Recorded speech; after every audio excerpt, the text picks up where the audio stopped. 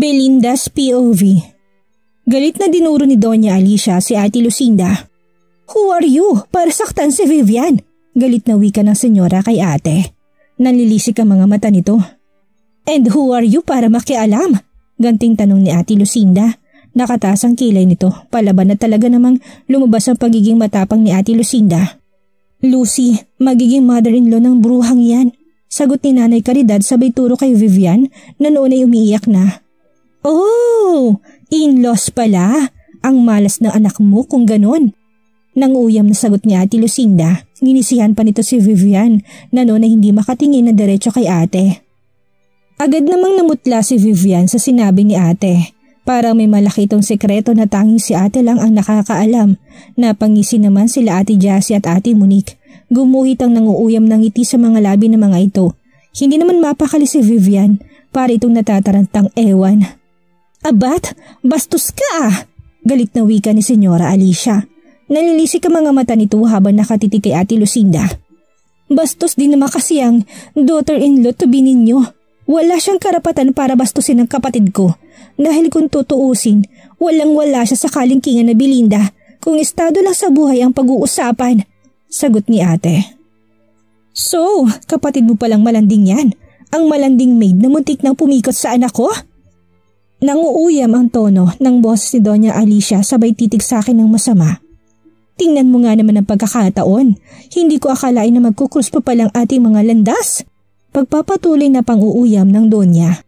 Nanlilisik pang mga mata habang nakatitig sa akin. Hindi ko siya pinikot. Naging tanga lang po ako kaya nangyari yun. Sagot ko sa sinabi ni Senyora. Gusto kong depensahan ang aking sarili pero hindi ko alam kung paano.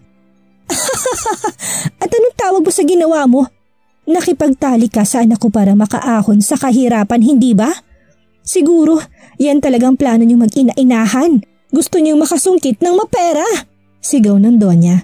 Bigla ako naliit sa sinabi nito. Hindi po totoo yan. Hindi ko alam ang sinasabi niyo. Umiyak na sagot ko dito. Agad naman akong inakbayan ni Ate Lucinda. Ate, hindi po totoo ang sinasabi niya. Nadala lang po ako pero hindi ko po ginustong hahantong sa ganito ang lahat. Wika ko kay ate. Shh, tahan na. Alam ko yan, Belinda. Kahit anong mangyari, hindi ka namin sisisihin sa mga nangyari. Bata ka pa, Belinda, at alam kong mabilis kang madala ng tukso. Nakangiting wika ni ate. So, talagang magkapatid kayo. Kaya pala, nanginsulto ng wika ng senyora. Yes. At bakit? May problema ka ba sa bagay na yan? Sagot ni Ate Lucinda. Nothing. Pero pagbabayaran mo ginawa mong pananakit kay Vivian, ipapakulong kita. Galit na sagot ng Donya. Go ahead. Gusto mo bang ako pang tatawag ng pulis? O baka gusto mo na patalsikin ko sa pagiging mayor ang tatay niyan sa lugar nyo? Nangiinis na sagot naman ni Ate Lucinda. Lalo namang namutla si Vivian sa narinig. Alam nitong hindi nagbibiro si Lucinda. Kung anong sinasabi nito talagang tinutotoo. Sinubukan niyang pigilan ng Donya pero ayaw nito magpaawat.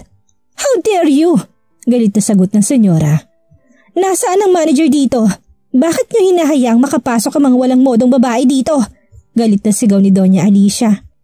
Agad namang lumapit ang isang medyo may edad na lalaki. Naisip ko na itong manager ng shop. Anong ginagawa niyo? Bakit kayo nagpapapasok ng mga mababang uri na tao dito sa shop na to? Akala ko para lang ito sa mga may case sa lipunan. Galit na wika ng senyora sa manager. I'm sorry madam, sagot ng manager. Ano pang hinihintay mo? Palayasin mo sila. Hindi mo ba nakitang ginawa niya sa kasama ko? Sinampal niya, sinaktan niya. Wala man lang ginawa aksyon ng inyong mga staff at security? Nanggagalaiting wika ng senyora. Madam, pasensya na po. Hindi ko po pwedeng paalisin sila Ma'am Lucinda. Nautal na sagot ng manager. Gusto kong paalisin mo mga yan dito. Okay, tumawag ka ng pulis. Ngayon din. Galit na sigaw ni senyora. Sorry po madam, hindi po talaga pwede. Kasi po si Ma'am Lucinda ang may-ari ng shop na ito. Wika ng manager. Agad naman nalaki ang mga mata ng senyora dahil sa sinabi nito. Hindi ito makapaniwala na tumingin kay Ate Lucinda na noon ay nagpipigil na tumawa. Ganon din sila Ate Monique at Ate Jassy. Ako naman ay tahimik lang na nakatingin sa kanila. Samantalang si nanay ay matalim na nakatitig kay senyora. Oh, para yatang hindi ka makapagsalita, madam. Ang mayaman na senyora ng Hacienda Vargas? Tumatawang sambit ni Ate Lucinda. Siguro naman alam niyo ng inyong gagawin ngayon. Pwede na kayong lumaya sa lugar na to. Walang puwang mga mata pobreng tulad niyo. Dagdag na wika ni Ate Lucinda. Oh dear, ilang mayayamang lalaki bang nabingwit mo para makapagpatayo ng ganitong negosyo? Pang-insulto na wika ng Donya. Napatanga ako sa sinabi nito. Hindi ko akalain na pati ang ate ko ay pagbibintangan ng ganito ng Donya. Kung gaano kababa ang tingin niya sa akin, ganun din kay ate. Napakawalang hiya talaga nito. Ang bilis itong manghusga ng tao. Oh, come on, Madam Alicia. Paano ka nakakasiguro na galing sa mga lalaking perang ginamit ko sa negosyong ito? May hinahon ng boses na wika ni ate pero halatang nagpipigil ito para hindi sumabog ang galit. Bakit? Hindi ba? Hindi na natuloy ang sasabihin ng Donya nang biglang may pumasok na mga kalalakihan sa loob ng shop. Matitikas ang mga ito at pare-parehong nakasuot ng itim na suit. Pinapaikutan nito ang isang lalaking seryosong muka at akala mo ay hindi marunong ngumiti. Dere-derecho itong naglakad sa kinaroroonan namin nila Ate Lucinda. Agad akong sumalubong dito at mahigpit na yumakap. Kuya Wagon! Masayang wika ko. Namiss ko ito kasi halos isang linggo itong hindi umuwi. Hindi ko alam kung anong pinagkakabalahan nito. Niyakap ako nito at hinalikan sa noo. Nilingon nito si Ate Lucinda at galit na tinitigan. Lucinda, hindi ba sinabi ko sa'yo na huwag kayong lumabas ng bahay kapag wala kayong kasamang mga bodyguards? Paano kung mapahama kayo? Maotoridad ang boses ni Kuya. Kahit sinong makakarinig ay akalain mong galit ito. Has, Kuya naman, kasama naman namin sila Jessie at Monique. Wala kang dapat na ipag-alala. Sagot naman ni Ate Lucinda. Waring hindi nito ininda ang galit na boses ni Kuya. Kahit na, alalahanin mo Lucinda, ayaw ko nang maulit ang nangyari noon. Hindi pwedeng lumabas ng bahay kapag walang bodyguards, lalo na si Belinda. Inis na sagot ni Kuya. Okay, fine. Next time, Kuya. Tinatamad na sagot ni Ate Lucinda. Kuya, kailan ka dumating? Ang tagal mo hindi nagpakita. Tanong ko dito. Nakapulupot ang mga baraso ko dito. Dumiretso ako sa bahay kanina. Sabi ng mga maids umalis kayo. Kaya sinundan ko kayo. Next time bunso, huwag kang lumabas ng walang kasamang bodyguards, okay? And make sure na alam ko kung saan ka pupunta. Wika ni Kuya. Nakangiti akong tumango kay Kuya. Nang maalala ko na kasagutan pa pala namin kanina sila Donya Alicia ay nilingon ko mga to. Nakita ko nakatulala itong nakatingin kay Kuya Wagon. Baka sa mukha nitong pagtataka. Palipat-lipat ang tingin nito sa amin ni Kuya. Tapos ka na bang mag-shopping? Uuwi na tayo kung ganun. May mga pasalubong ako sa'yo. Tanong ni Kuya sa akin. Nag-uumpisa pa lang kami Wagon. Kaya lang ginulo si Belinda ng babaeng yan. Biglang singit ni Nanay Caridad. Kahit kailan talaga. Lahat na nakikita nito sinasabi kina Kuya. Mukha na nga itong reporter eh. Palagay kasi ang loob nito kay Kuya kahit mukhang suplado at seryoso ito sa buhay. Pinaparamdam kasi nila kay Nanay na hindi na siya iba para sa amin. Kung paanong paraan ang turing ko kay Nanay, ganun din sila Kuya Wagon at Ate Lucinda. Nakita ko na pati ang bagang ni Kuya nang tiningnan nito ang tinuturo ni Nanay Caridad. Lalo namang nawala ng kulay ang mukha ni Vivian. Nakita ko din na nanginginig ang mga kamay nito. Bunso, continue your shopping. I-check put baka may gusto ka pa. May kakausapin lang ako. Wika ni Kuya sa akin. Nag-aalalang tumingin ako dito. Nakita ko kasi ang galit sa mga mata ni Kuya habang nakatingin sa gawin nila Donya Alicia. Si Donya Alicia naman ay halatang hindi komportable. Kung kanina'y napakatapang nito, ngayon naman ay pare itong asong nabahagang buntot. Kuya, wag mo na silang patulan, please. Nasampal naman na sila kanina ni Ate Lucinda eh. Bulong ko kay Kuya. Don't worry bunso. Kakausapin ko lang sila. Sige na, mamili ka na ng gusto mo. Ako nang bahala, okay? Malumanay na wika ni Kuya. Wala akong magawa kung hindi sundin ang gusto nito. Nagalangan pa akong lumayo kay Kuya at lumapit kay Ate Lucinda na noon ay nakangiti na nakatingin sa akin. Gusto mo bang tulungan kitang mamili ng gusto mo? Tanong ni ate. Huwag kang mag-alala, si Kuya naman na magbabayad. Nakangiti ito habang sinasabi yun. Ate, baka kung anong gawin ni Kuya sa kanila. Pigilan mo naman ate. Tanging sagot ko kay ate. Kahit papaano, nag-aalala ko, baka mamaya saktan namang ito ni Kuya. Don't worry Belinda, alam na ni Kuya ang gagawin. At saka mas mabait yan si Kuya Wagon compare kay Kuya Dexter. Sagot ni Ate Lucinda na lalo kong pinagtaka. Halika na, titingin pa tayo ng ibang mga designs ng bag. Check na marami kang magugustuhan. Sulitin na natin hanggat nandito si Kuya Wagon dahil siyang pagbabayarin natin. Humahagikik na paanyaya ni ate. Parang wala lang ditong nangyari kani-kanina lang. Para nakalimutan na nito na nakipagsagutan ito kani-kanina lang kila Doña Alicia. Nagalangan pa akong sumama dito. Nakita ko namang sinanyasan ni Kuya ang kanyang isang tauhan. Pinapasunod dito sa isang kwarto kasama sila Vivian at Doña Alicia. Siguro opisina yun na naturang shop. Naging abala naman kami ni ate sa kakapili ng bag. Nag-enjoy ako kasi ang gaganda nga naman. Parang gusto ko nga lahat eh. Kaya lang kapag nakikita ko mga presyo, nanlulumo ako. Ang mamahali kasi. Si Nanay Caridad naman ay enjoy na enjoy sa kakatingin sa mga nagagandahang bags. Pinapili na din ni ate kung anong gusto nito. Nung una, mariin pang tumatanggi pero nang takutin ni Ate Lucinda na magagalit ito'y napasunod din. Hindi ko na malayan ng oras, napansin ko na lang na lumabas na opisina sila Doña Alicia at Vivian. Halata sa mga mukha nito ang takot. Sumulya pa ito sa akin at nagmamadaling lumabas ng shop. Nagtataka ako napasunod ng tingin sa mga to. Mukhang hindi naman sila sinaktan ni Kuya. Ilang sandali pa'y lumabas na din si Kuya Wagon. Lumapit to sa amin ni ate. Tapos na ba kayong mamili? Agad na tanong nito. Yes Kuya, nasa counter na. Ikaw na lang hinihintay para bayaran. Sagot ni ate. Halatang masaya ito't may ginawang kalokohan. Bumuntong hininga si Kuya at dumiretso ng counter. Agad namang kinuha ni ate isa ko pang hawak na bag at sumunod kay Kuya. Napasunod na din ako. Pagdating sa counter at nagulat ako. Ang dami kasing bag na nakalagay sa counter habang ang cashier ay abalang-abala sa pag-i-invoice. Nagtataka akong tumingin kay ate. Pili lang ako nitong initian sabay kindat. Ate, kanino yung mga yan? Nagtataka akong tanong dito. Sa'yo lahat yan bunso. Hayaan mo na si Kuya naman na magbabayad. Sisiw lang sa kanya yan. Tumatawa nitong sagot. Halatang masaya to. Nagulat ako. Lahat kasi nang nahawakan ko kanina ay nandito sa counter. Hindi ko akalain na sekreto pala itong dinadala ni Ate Monica at Ate Jessie kanina. Mga pasaway talaga. Lalapitan ko sana si Kuya para sabihin dito na hindi ko kailangan ang sangkatutak na bag. Pero hinawakan ako ni ate. Hayaan mo na bunso. Minsan ko nga lang yan mauto si Kuya eh. At saka, para naman lumaki ang benta ng shop ko. Ngiti-ngiti nitong wika. Ate naman, hindi ko kailangan ng mga yan. Bulong ko dito. Okay lang yan. Collection mo na lang. I-display mo lang sa kwarto mo kung ayaw mong gamitin. Sagot nito. Napangiwi ako sa sagot nito. Ano kayang gagawin ko sa sangkatutak na bag? Siguro mga 20 piraso to. Diyos ko, pahamak to si ate.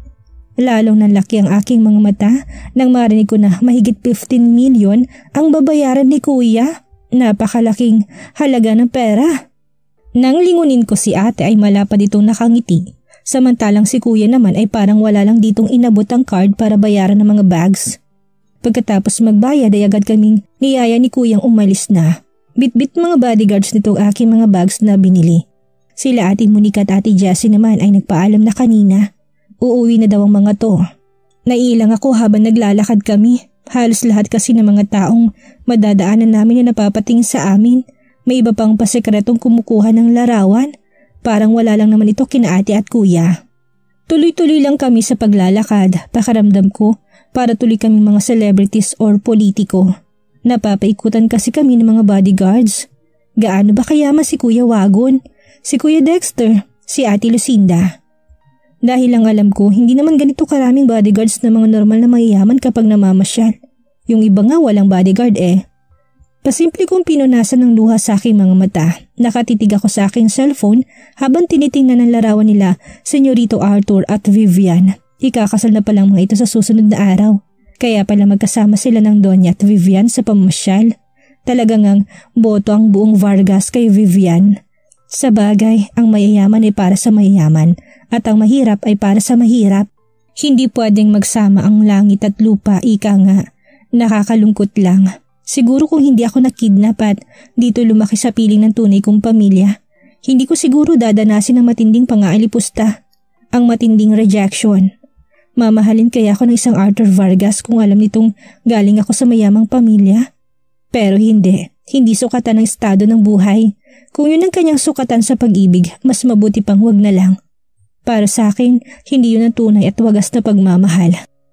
Kung talagang mahal niya ako, kaya niya akong ipaglaban sa lahat sa pamilya nito. Hindi niya ako sasaktan ng ganito. Pero hindi laro lang palang lahat. Ang sakit, napakalaking dagok nito sa aking pagkababae. Sa buo kong pagkatao. Pero hindi ko maikailang nasaktan ako ngayon. Ikakasal na sa ibang ama ng magiging anak ko. Siguro tama lang magiging desisyon ko. Hindi siya makikilala ng anak ko habang buhay. Gagawin kong lahat upang hindi na muling magkrus ang aming landas. Gusto mo bang gumanti, bunso? Napapitlag ako nang biglang magsalita si Ate Lucinda. Hindi ko man lang ito napansing lumapit sa akin. Agad kong in-off ang cellphone na hawak ko at nilapag sa center table.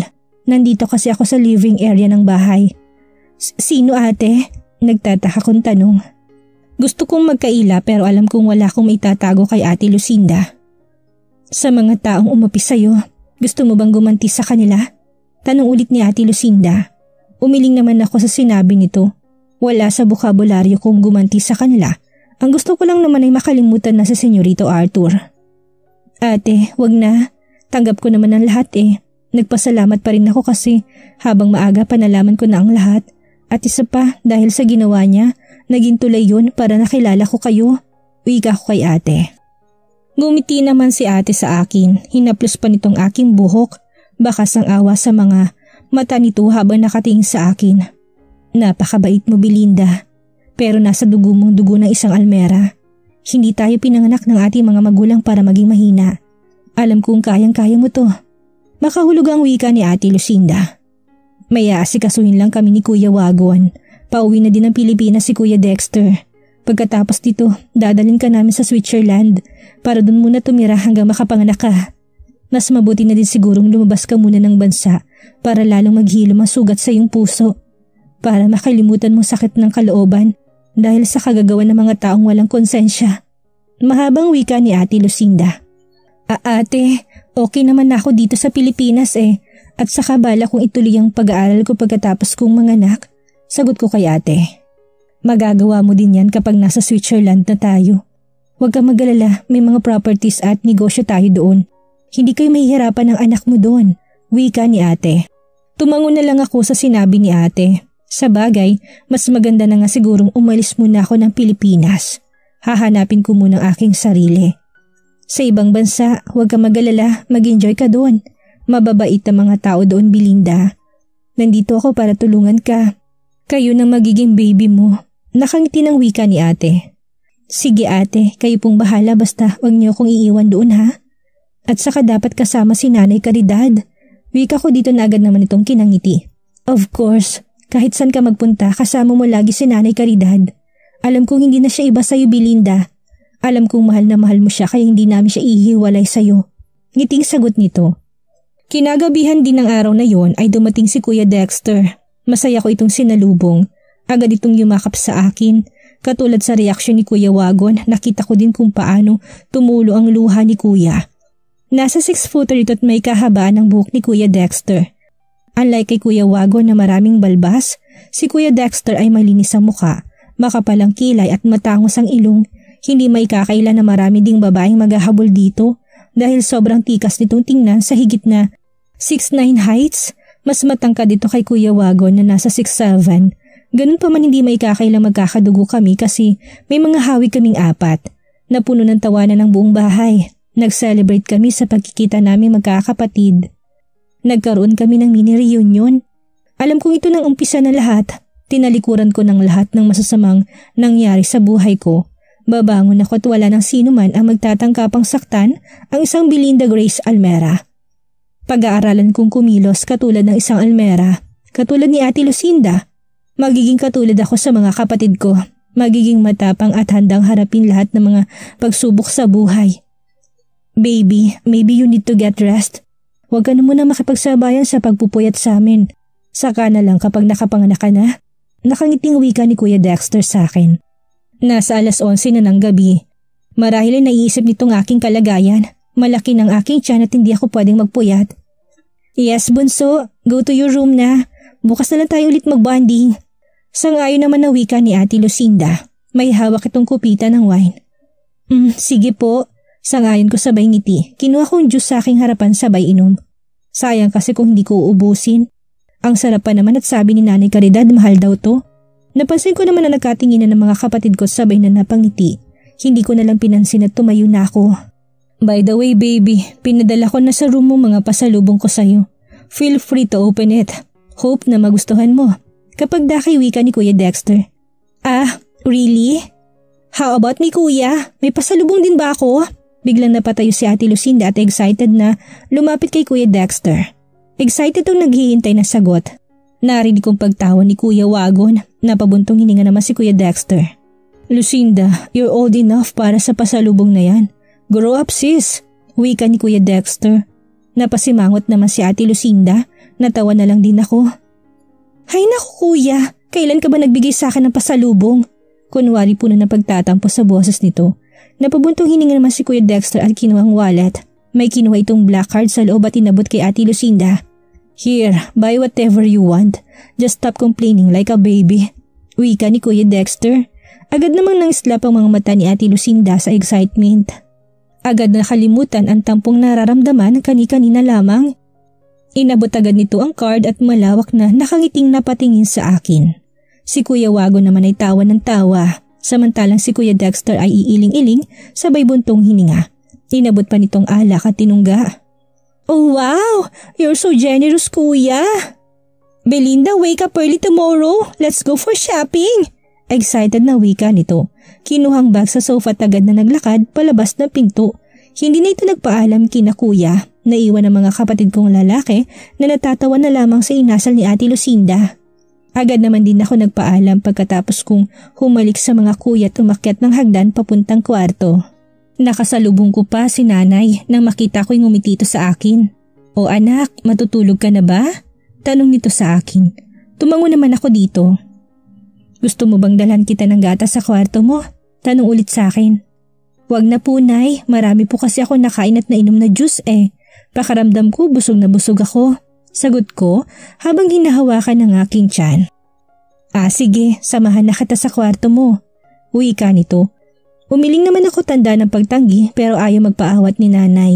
Halos magkatabi lang naman ang kwarto namin at nagbago na daw ang isip nito. Hindi na daw tutuloy sa ibaba. Pagkapasok ko ng kwarto ay nagtaka pa ako sa aking nadatnan. Marami kasi mga paper bags sa paligid. Halos mapunong buong kwarto dahil sa dami. Pati sa kama ko'y may malilit na box at paper bags na nakapatong. Nagtaka ako na patingin kay Nanay na noon ay malawak ang pagkakangiti sa akin.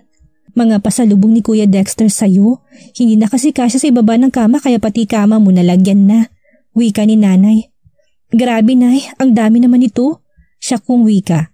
Kaya nga anak, pati ako nagulat na nakita ko na inakyat kanina ng mga katulong. Sobrang yaman pala talaga ng mga kapatid mo Belinda. Nakokonsensya tuloy ako.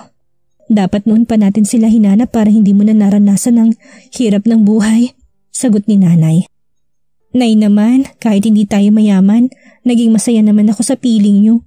Kaya huwag nyo na pong sisihin ang sarili nyo, Nay. Nakangiti kong wika dito. Napakabait mo talagang bata ka. Salamat sa Diyos at napalaki kita ng maayos anak. Nakangiting sagot ni Nanay. O siya Nay, magpahinga na po kayo. Ako nang bahala dito. Wika ko dito.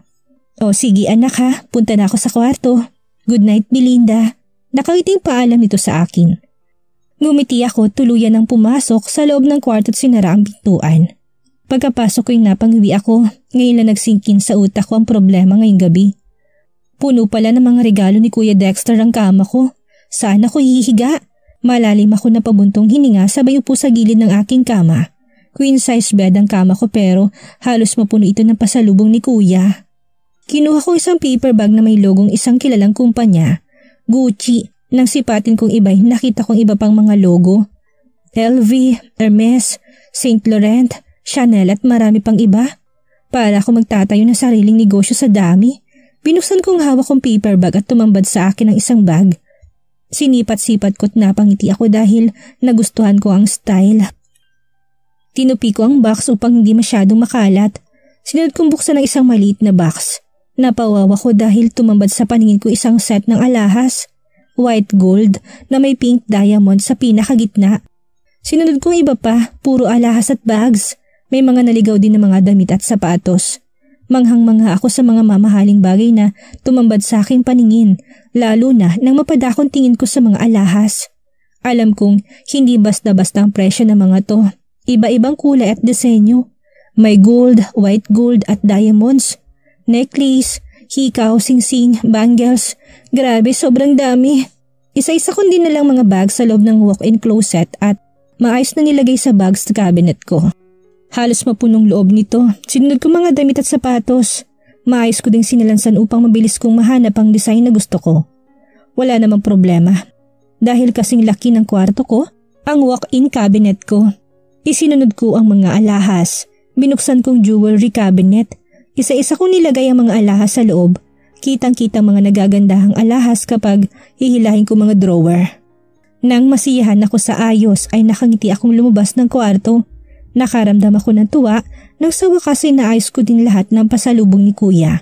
Maaliwalas na ulit ang aking kwarto. Nilagay ko sa isang tabi ang mga paper bags at karton. Bukas ko na lang tatawagin ang katulong upang itapon ang mga to. Sa ngayon, magpapahinga muna ako. Napangiwi pa ako na dumakong aking paningin sa relos. Halos alas 4 ng madaling araw.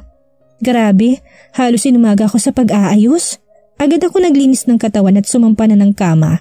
Kailangan ko ng matulog dahil nakakaramdam na ako ng antok. Gayong tuluyan na nagbagong buhay ni Belinda. Magawa din kaya niyang baguhin ang sarili niya mula sa pagiging manhin to palaban na babae gaya ng mga kapatid niya. Ano nga kayang napag-usapan ni na Doña Alicia, Vivian at Tawagon dahilan para makaramdam ng takot ang dalawa? Yan ang ating aalamin sa susunod nating kabanata.